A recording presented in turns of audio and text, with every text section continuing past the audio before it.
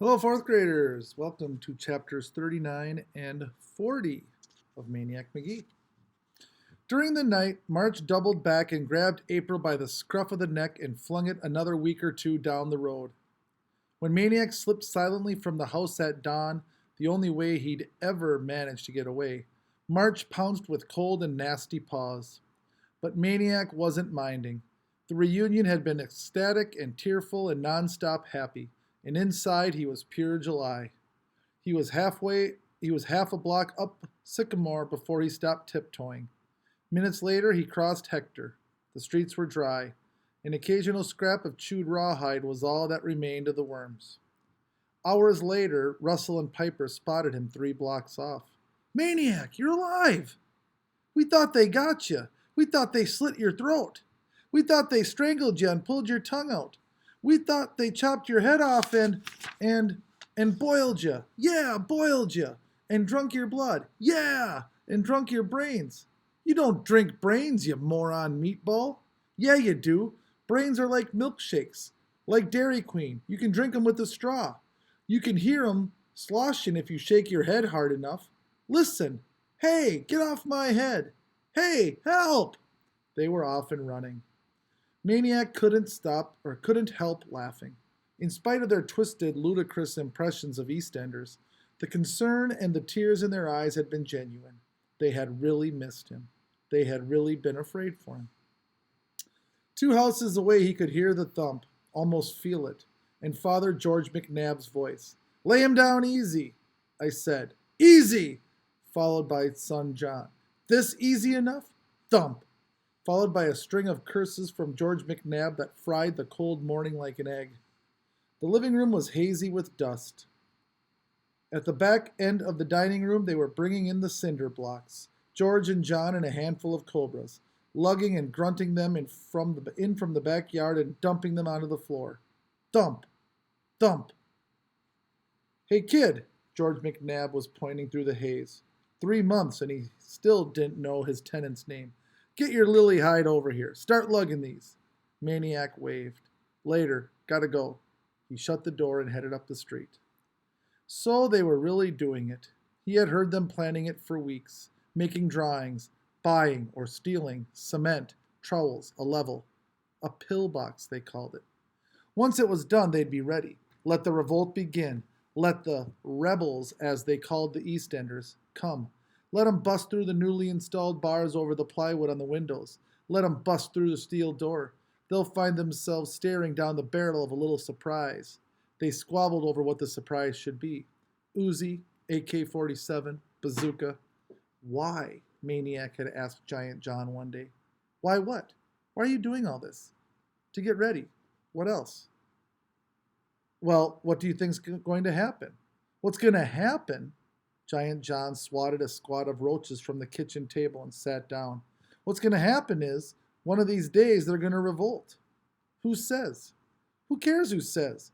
You think they're going to make an announcement? Maniac tried to picture Amanda and Hester and Lester and Bow Wow storming the barricades. When's all this supposed to happen? John shrugged. You never know. Maybe this summer. He jumped up, grabbed a beer from the fridge, flipped it open. They like to revolt in the summer.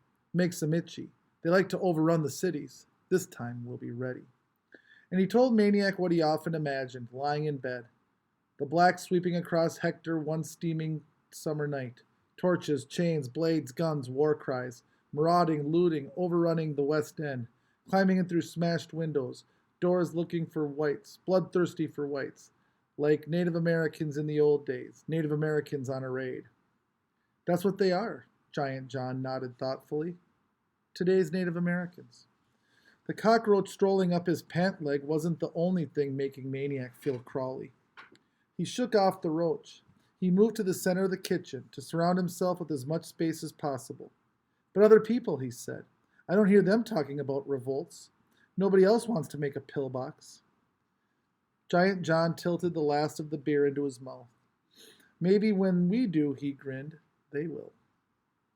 That had been weeks before, and now the pillbox was underway. No longer an idea in the backyard, but a reality in the dining room. Now there was no room that Maniac could stand in the middle of and feel clean. Now there was something else in that house, and it smelled worse than garbage and turds. Chapter 40. He ran far that day, away from the town, letting the wind wash him.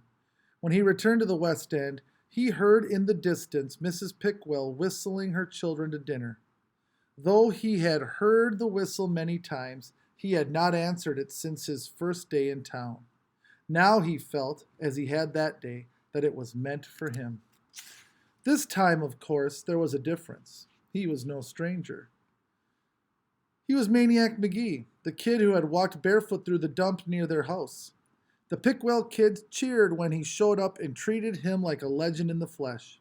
Mrs. Pickwell did better. She treated him like a member of the family, as if she would have been surprised if he hadn't come on the whistle. Nor was Maniac the only visitor for dinner. Mr. Pickwell had brought home a down-and-out shoe salesman in sore need of sympathy and a good meal. As Maniac ate and talked and laughed his way through dinner, he couldn't help thinking of the Beals. How alike the two families were. Friendly, giving, accepting. So easily he could picture the Beals' brown faces around this dinner table, and the little Pickwell's kids' white bodies in the bathtub at 728 Sycamore. Whoever had made of Hector Street a barrier, it was surely not these people. Fortified by his good time at the Pickwells, Maniac returned to the McNabbs. After the East End scare, Russell and Piper no longer demanded stunts of him in return for attending school. On the other hand, this was a relief to Maniac. On the other, it left him with less influence over them. He could always extort a day or two in class from them with the free weekly pizza. Beyond that, he goaded them toward school any way he could. He organized a marbles tournament that could take place only in the schoolyard during recess. He tried reading to them, as he had to Hester and Lester and to Grayson, but they paid as much attention as the Roaches. He took them to the library, then scrapped that idea after their shenanigans left the librarian blubbering and blue-faced. Then May arrived with its warm weather and blew away what little power he had left. The boys began again to dream of travel. They were building a raft. "Gonna sail down the river to the ocean," they said. One day he heard frenzied horn honking and screaming. He turned to see an ancient, rusty gas hog convertible rolling by, with Russell behind the wheel and Piper jumping up and down and shrieking in the back seat. By the time Maniac caught up, they were gone, and the car was shuddering against a telephone pole.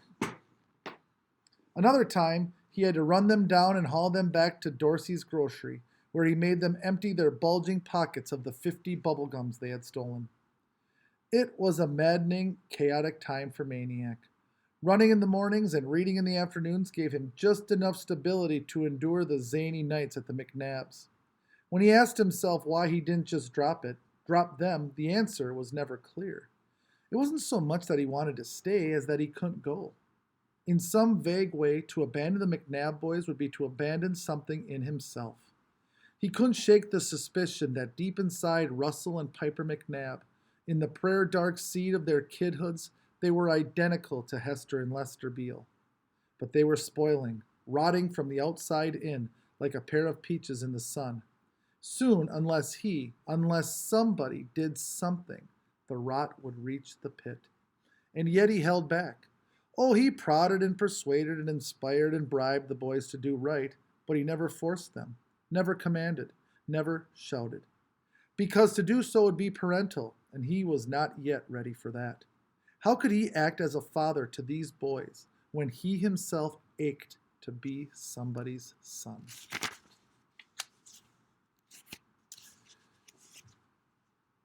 But then one day the boys went too far. He found them playing with the old glove Grayson had given him for Christmas. As if that weren't bad enough, they were using it as a football, punting it back and forth. Maniac exploded. He popped off for a good 10 minutes, got it all out. This was the last straw, he told them. From now on, it was going to be different. No more Mr. Nice Guy. When I say jump, you say how high. Got it? They got it. For the first time in their lives, the boys were speechless. Speechless as they did their homework that night. Speechless as they went to bed at 9 o'clock. speechless as they went off to school the next morning. The peace lasted 3 days. Shock accounted for the first day. The second and third days were a new game called obedience, or being good. When the game lost its appeal, Maniac lost his power. He told them to sit, they stood. He told them to stand, they sat. Instead of going to school, they worked on their raft. Instead of doing homework, they played war in the pillbox. They brought their plastic weapons down from the hole and stationed themselves at the two small gunnery slots in the cinder block wall and blasted away at anyone moving through the house, not to imagine imaginary rebels streaming through the door and over the windowsills. "Stop!" Maniac finally yelled, and snatched the two red gun barrels protruding from the slots. In a moment, two more barrels appeared. "Stop!" he commanded. "Ain't shooting you," Russell whined. "We're shooting them rebels. Bam, bam, bam. Pow, got one. Pow, bam, got another. Bam, bam." "I said stop." Maniac grabbed the guns, threw them on the floor, and stomped on them. He didn't stop till they were plastic splinters. The only sound was that of the turtle scratching somewhere in the room. The gunnery slots framed the boys' dumbstruck faces. Russell was the first to speak. "Get out of my house." "Yeah," sneered Piper. "Out of here." Maniac went upstairs, got his satchel, and was gone. That night and the next night he slept at the park. The following day, as he sat reading in the library, in came the McNabb boys. They rushed to him. "Hey, Maniac," blurted Piper. "We've been looking all over for you. You got to come to my birthday party. I'm having a party tomorrow. What do you say, huh? You coming, huh?" Maniac couldn't believe it. The ugly feelings of the other day showed nowhere on their excited faces. "Come on, Maniac. You gotta." And just like that, as he stared at them, the idea came. An idea as zany as they were. The words seemed to lift right off their faces, like sunburnt skin peeling. "Well, okay," he said, "on one condition." "What's that?" "If I can bring somebody with me." "Sure, bring everybody. We're gonna party." The librarian edged closer to the phone. And that's it for today's reading. Bye.